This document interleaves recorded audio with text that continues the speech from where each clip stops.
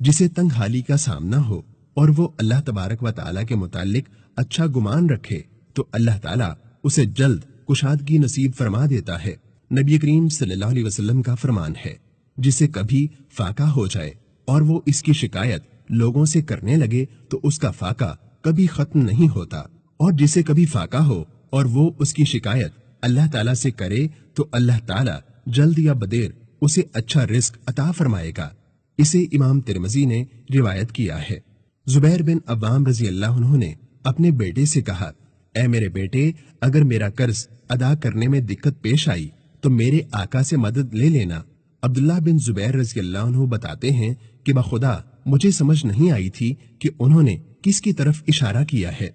मैंने उनसे पूछा कि आपका आका कौन है, तो उन्होंने कहा, अल्लाह मेरा आका है।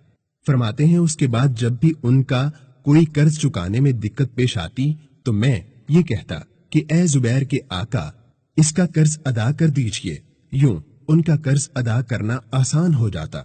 इसे इमाम बुखारी ने रिवायत किया है। अल्लाह ताला बहुत माफ करने वाला और बहुत देने वाला है। जो अल्लाह के मुतालिक ये गुमान रखे कि वो बहुत बेनियाज है, बहुत करीम है और बहुत माफ करने वाला है, अल्लाह ताला उसकी हाजत पूरी कर देता है।